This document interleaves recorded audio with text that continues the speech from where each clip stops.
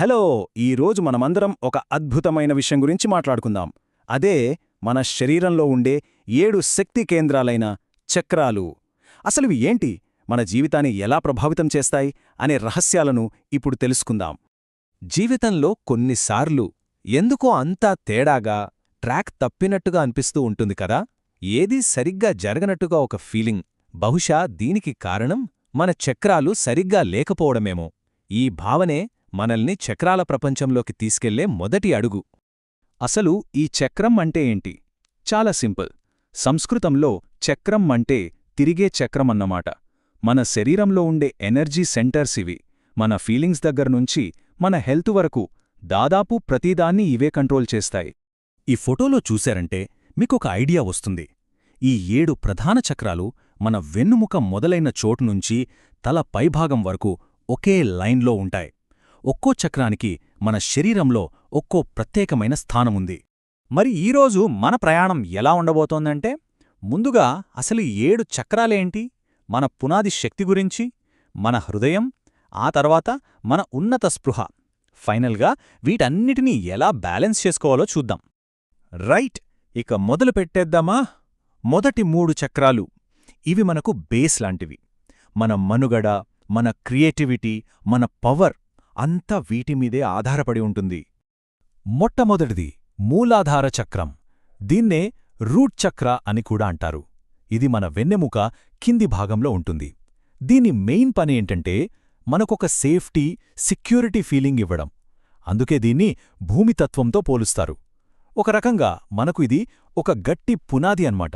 ఇక్కడ ఒక షాకింగ్ విషయమేంటంటే, దాదాపు 70% మందిలో ఈ మూలాధార చక్రం చాలా వీక్గా లేదా డ్యామేజ్ అయి ఉంటుందట.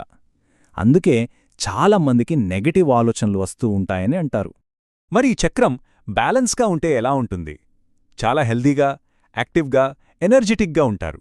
జీవితంలో ఒక స్టెబిలిటీ ఉంటుంది. అదే ఇంబ్యాలెన్స్ అయితే బద్ధకం, ఇన్సెక్యూరిటీ, భయం ఇలాంటివి ఎక్కువగా ఉంటాయి. సరే, ఇప్పుడు కొంచెం పైకి వెళ్దాం.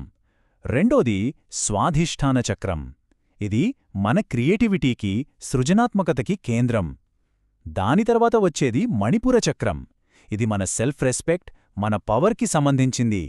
ఈ రెండూ గనక బ్యాలెన్స్లో ఉంటే లైఫ్లో ఒక ఆనందముంటుంది. ధైర్యం, కాన్ఫిడెన్స్ అన్నీ వస్తాయి. అందరూ గౌరవిస్తారు.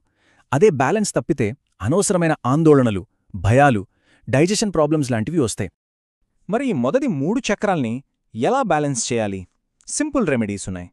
ఉదయాన్నే గడ్డిమీద చెప్పుల్లేకుండా నడవటం, కాసేపు పాటలు పాడటం లేదా డాన్స్ చేయటం, సూర్యోదయాన్ని చూడటం, రోజుకి 10 నిమిషాలు ఎండలో ఉండటం, ఇవన్నీ చాలా హెల్ప్ చేస్తాయి. ఇప్పుడు మనం శరీరంలో మధ్యలోకొస్తున్నాం. అదే హృదయ చక్రం. ఇది చాలా ముఖ్యం.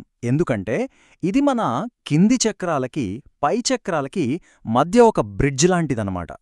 నాల్గోది అనాహత చక్రం, అంటే మన హార్ట్ చక్ర. పేరులోనే ఉంది కదా, ఇది మన హృదయం దగ్గర ఉంటుంది. మన రిలేషన్షిప్స్, ప్రేమ, కరుణ వీటన్నిటికీ ఇదే సెంటర్. దీని రంగు ఆకుపచ్చ.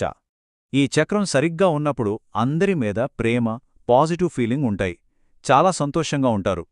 అదే ఇంబ్యాలెన్స్ అయితే కోపం, ఎమోషనల్గా అప్ అండ్ డౌన్స్, ఎవ్వర్నీ నమ్మకపోవడం లాంటివి జరుగుతాయి. ఓకే, మన జర్నీలో ఇప్పుడు టాప్ లెవెల్కి వెళ్తున్నాం. చివరి 3 చక్రాలు. ఇవి మన ఎక్స్ప్రెషన్, మన ఇంట్యూషన్, మన కనెక్షన్కి సంబంధించినవి. ఐదవది గొంతు చక్రం. ఇది మనం మాట్లాడే మాటలకి, కమ్యూనికేషన్ స్కిల్స్కి కేంద్రం. ఆరవది థర్డ్ ఐ, అంటే మన 3వ కన్ను.